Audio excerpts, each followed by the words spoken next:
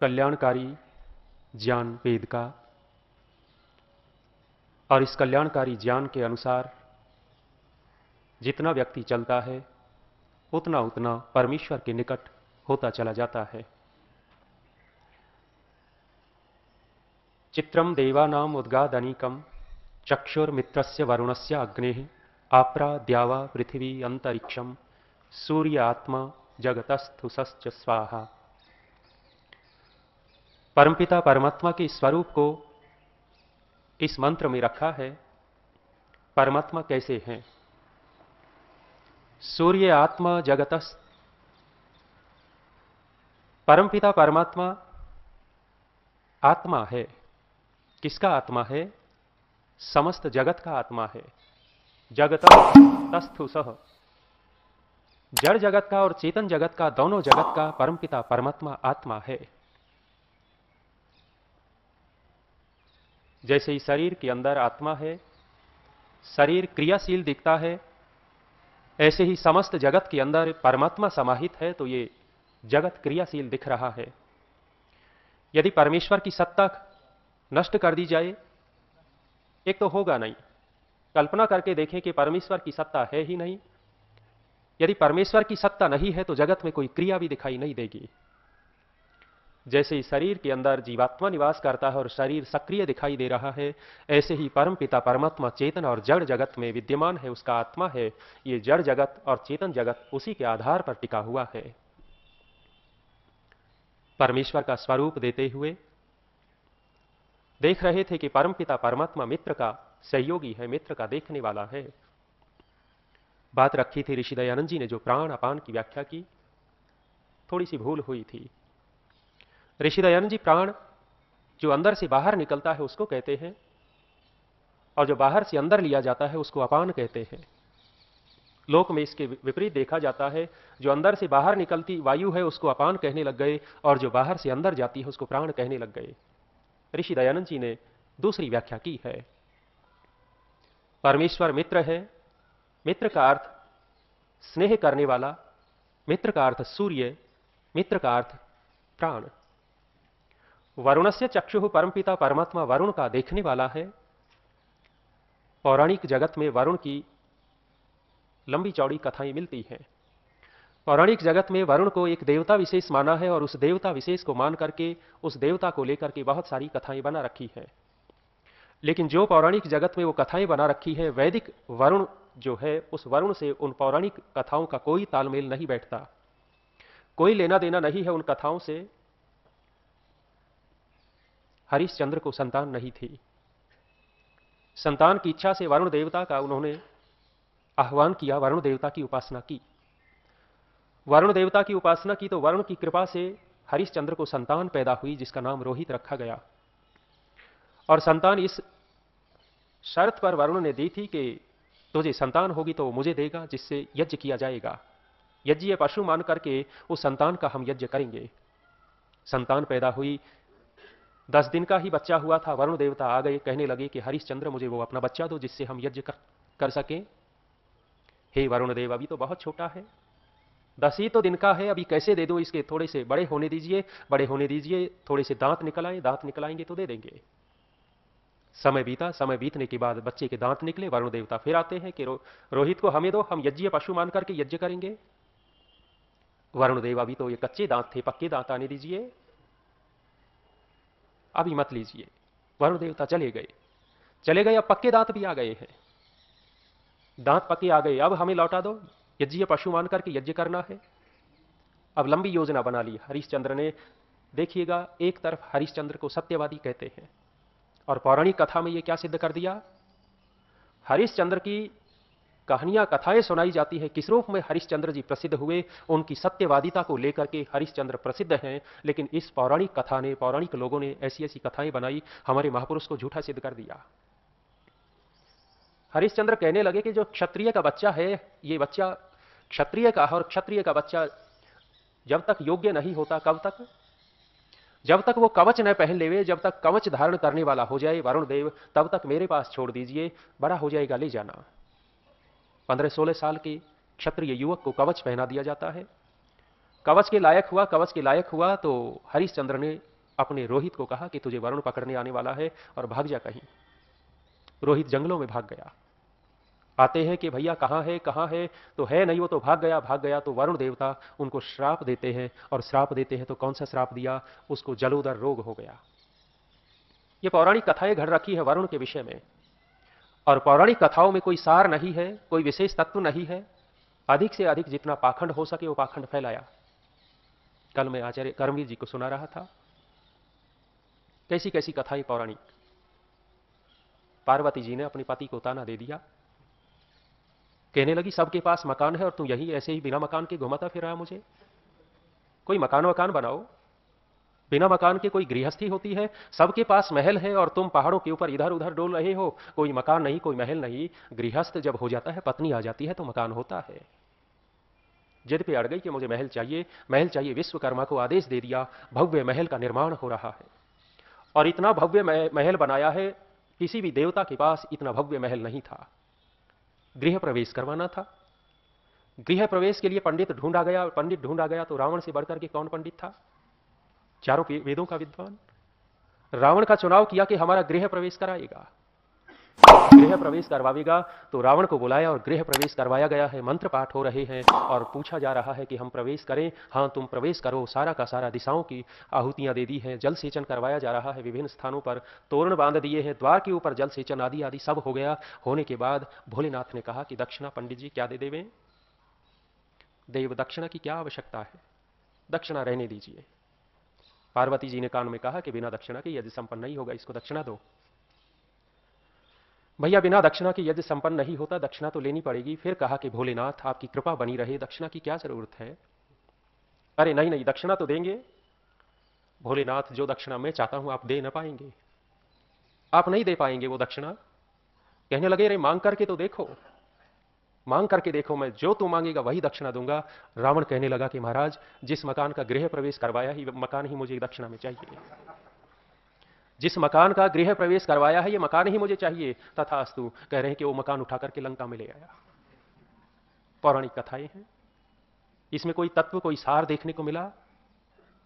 बहुत सारी पौराणिक कथाएं ऐसे ही बना रखी है। और वरुण के ऊपर सुनह सेप की एक कथा बना रखी है भागवत पुराण में, वो देवी पुराण में। यहां से ऐत्रेय ब्राह्मण में गई, ऐत्रेय ब्राह्मण में भी वो प्रक्षेप कर दिया, मिलावट कर दी सुनह सेप नाम से, और वो सारा का सारा वरुण को लेकर के कथा कही गई है।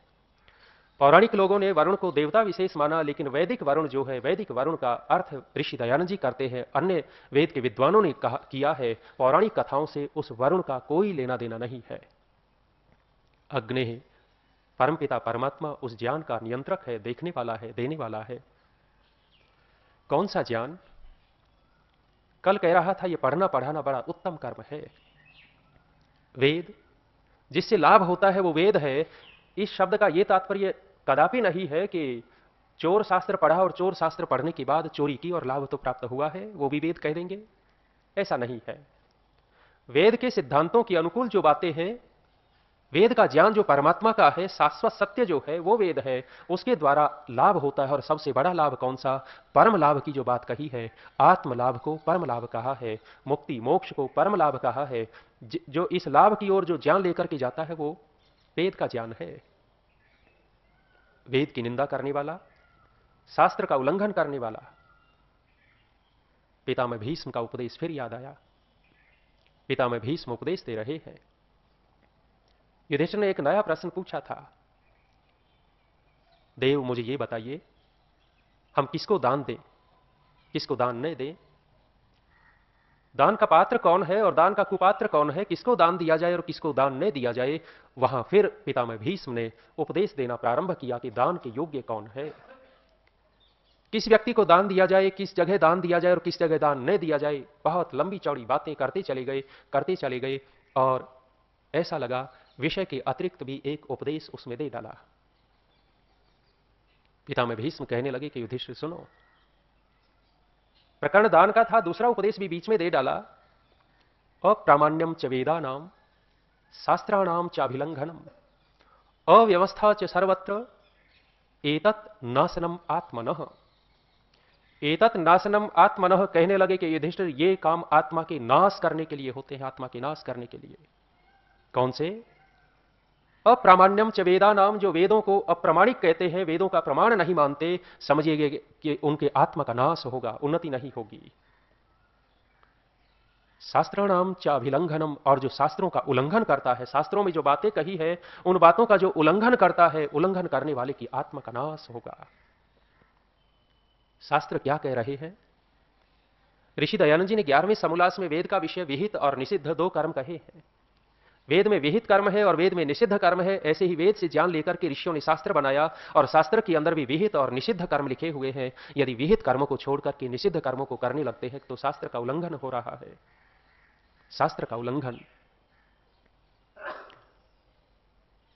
ऋषि दयानंद जी ने वेदारंभ संस्कार लिखा और वेदारंभ संस्कार में पिता के द्वारा उपदेश दिलवाया है। लगभग 22 वाक्य वहां दिए हैं। उपदेश के 22 वाक्य दिए और 22 वाक्यों में जो उपदेश देते हुए वहां बीच में उपदेश कर रहे हैं अपने गुरु के अधीन रहना। अधीन रहना और अधीन रहते हुए क्या करना? सेवा करना। किसकी सेवा करना? जिस आश्रम में रहेगा, जिस गुरुकुल में रहेगा, उस आश्रम गुरुकुल की सेवा करना। सेवा की जब बात आती है, आप देखिएगा कि सेवा अन्य मत संप्रदायों की तुलना में आत्मावलोकन करके देखें कि यहां कितना सेवा भाव है। जब बाहर जाते हैं किसी संस्था विशेष में, किसी समाज में गए तो देखने को मिलता है कि लगभग 3 महीने से झाड़ू नहीं लगा। 3 महीने से झाड़ू नहीं लगा। किसी किसी को साल भर हो जाते हैं झाड़ू लगाए। जब उत्सव होगा तो दरी झाड़ देंगे, फर्श को झाड़ देंगे, धुलवा लेंगे, अन्यथा बीच में बंद। सेवा करनी पड़ती है। हम अपनी उन्नति चाहते हैं तो उन्नति का एक अंग है सेवा। सिखों के गुरुद्वारे में जाइएगा, बड़े बड़े पढ़े लिखे लोग बैठ करके जूता पालिश करते हैं, झाड़ू लगाते हैं, बर्तन मांजते हैं। और यहां एक बार किसी के हाथ में झाड़ू दिया था, छाले पड़ गए थे। सेवा से कितना देखिएगा कि वे लोग क्यों उन्नति को प्राप्त हो रहे हैं।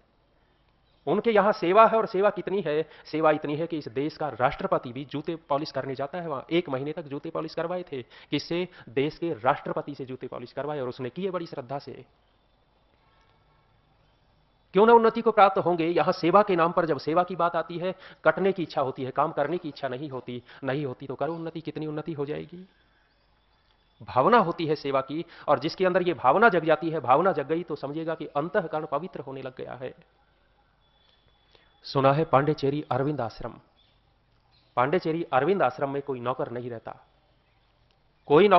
सुना है, गया नहीं हूं, देखा नहीं है, लेकिन सुना है, विद्वानों से सुना है। जो विद्वान लोग गए हैं, वहां रह करके आए हैं, कोई नौकर नहीं रहता। फिर भी इतनी सुंदर व्यवस्था है।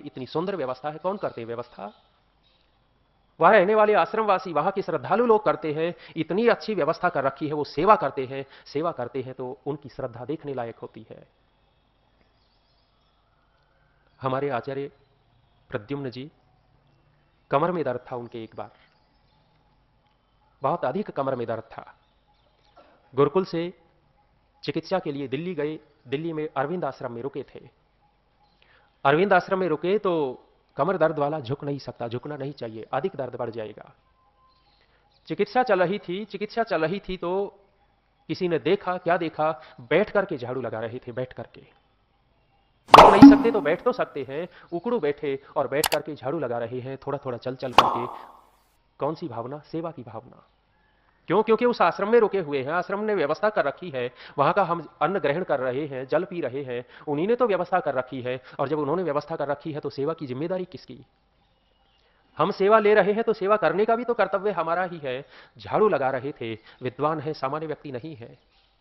व्याकरण महाभाष्य के वर्तमान में प्रकांड पंडित है। प्रकांड पंडित व्यक्ति झाड़ू लगा रहा है और थोड़ा सा हम जैसे पाते ही, हमारी थोड़ी सी हम जैसों की योग्यता बढ़ते ही हम नहीं करेंगे, हम बड़े हो गए हैं। सेवा कार्य वो कह रहे हैं। शास्त्र का उल्लंघन करते हैं। शास्त्र का उल्लंघन सेवा सिखा रहा है शास्त्र। किसी भी मत संप्रदाय में आप चले जाइएगा, उस मत संप्रदाय में अधिक से अधिक सेवा करते हुए मिलेंगे। अनपढ़ व्यक्ति करते हुए नहीं मिलेंगे, गरीब दरिद्र व्यक्ति करते हुए नहीं मिलेंगे। अमीर घराने की महिलाएं भी वहां सेवा करती हुई मिलेंगी। बहुत पढ़े लिखे लोग, पीएचडी और ऑफिसर लोग भी वहां सेवा करते हुए मिलेंगे। क्यों न बढ़ेंगे वे? जेठ की दोपहरी में, मई का महीना, नाम चर्चा घर का निर्माण हो रहा था। नाम चर्चा घर किनका है? एक गुरु है, गुरु के संप्रदाय का है। नाम चर्चा घर का निर्माण हो रहा था तो लगभग 1 बजा हुआ था। 1 बजा हुआ था। मैं अपने आचार्य सत्यव्रत जी के साथ गाड़ी से जा रहा था। जा रहे थे तो बाहर देखा झांक करके, लगभग 1 बजे 50-60 महिलाएं जो सिर के ऊपर तसला रखे हुए थी, ईंटें रखी हुई थी, काम कर रही थी। मजदूर नहीं थी, उनकी अनुयायी थी, सेवा कर रही थी। कब? जेठ का महीना, मई का महीना, लगभग 1 बजे भरी दोपहरी में धूप में काम कर रहे थे। सेवा देखनी है तो वहां देखिए, हमारे यहां कहां है। यहां तो जबरदस्ती करवाया जाता है, यदि छूट दे दी जाए तो कुछ भी नहीं। शास्त्राणाम चाभिलंघनम, शास्त्र का अभिलंघन। और एक बड़ी बात पितामह भीष्म ने उपदेश करते करते कह दी कि भाई एक और ध्यान रखना, आगे राजा बनेगा, और राजा बनेगा तो राजा का एक और कर्तव्य होता है। कौन सा? व्यवस्था करना, अव्यवस्था फैलाना नहीं। अव्यवस्था च सर्वत्र एतत् नाशनम आत्मनः। कह रहे हैं कि जो अव्यवस्था फैलाता है अपनी आत्मा का नाश करता है, नाश। जो व्यवस्था बांधी गई है, जिस किसी व्यक्ति को व्यवस्था दी गई है, वो व्यक्ति विशेष तो करे, उस व्यक्ति विशेष की बीच में टांग अड़ाएगा, व्यक्ति विशेष के नियमों का उल्लंघन करेगा, अव्यवस्था कर दी, अव्यवस्था कर दी, तो निश्चित रूप से वो व्यक्ति कहे न कहे, लेकिन अपनी आत्मा का नाश तो कर लिया है। जेटली को एक विभाग दे रखा है, मंत्री बना रखा है। राजनाथ को मंत्री बना रखा है, गृह मंत्री। उसके कुछ अधिकार हैं, वो अपने अधिकारों का प्रयोग कर सकता है। अधिकार दिया गया है, दिए गए अधिकार को वो प्रयोग करता है। और ऊपर से नरेंद्र मोदी बीच बीच कुरेदता चला जाए। राजनाथ ने निर्णय लिया कि यही कार्य होगा, और नरेंद्र मोदी अड़ जाता है कि नहीं, ये नहीं होगा, ये होगा, ये होगा। भैया ठीक है, कर लो, कर लिया, लेकिन हो क्या गया? अव्यवस्था कर दी। व्यवस्था बनी हुई थी कि भैया आपको ऐसे करना है, आपको ऐसे करना है, और बीच में आकर के टांग अड़ा डाली। वो व्यवस्था के लिए नहीं है, वो व्यवस्था अपने अहम के लिए, अपनी अव्यवस्था फैलाने के लिए होती है। पितामह भीष्म कहने लगे कि युधिष्ठिर ध्यान रखना, राजा बनेगा आगे चल करके। राज्य में यदि व्यवस्था ठीक रखी है तो आत्मा की उन्नति होगी, और अव्यवस्था फैला दी तो एतत् नाशनम आत्मनः, अपने आत्मा का विनाश कर बैठेगा, विनाश। परमपिता परमात्मा चक्षु है, वो मित्र का चक्षु है, वरुण का चक्षु है, वो अग्नि का चक्षु है, वो ज्ञान का चक्षु है, ज्ञान का देखने वाला है। और ज्ञान का सबसे बड़ा भंडार वेद है, ज्ञान का भंडार ऋषियों के शास्त्र हैं, ज्ञान का भंडार ये संसार है। इस संसार को देख करके ही सीख ले वे। अग्नि चक्षु, इस भौतिक अग्नि का ही परमात्मा ही नियंत्रक है। भौतिक अग्नि जहां जहां दिख रही है उसका स्वामी परमात्मा ही तो है। सब कुछ परमात्मा को मान करके चलते हैं, सबका आधार, सबका नियंत्रक परमात्मा है, सबका स्वामी परमात्मा है। यदि ये बात बैठ जाती है तो मालिकाना हक हम नहीं अपनाएंगे। स्वामी का जो अपने अंदर देखने लग जाते हैं स्वामित्व, वो स्वामित्व हमारा नहीं होगा, वो स्वामित्व तो परमात्मा का होगा। इसलिए कहा है आपरा द्यावा पृथ्वी, वो परमात्मा द्यावा पृथ्वी सबका आधार है, सबकी आत्मा है। जड़ जगत और चेतन जगत का आत्मा परमात्मा ही है। ऐसे परमात्मा को देख करके हम उसके उपस्थान रूप हो जाएं, निकट हो जाएं, समीप हो जाएं, हमारा कल्याण होता चला जाएगा।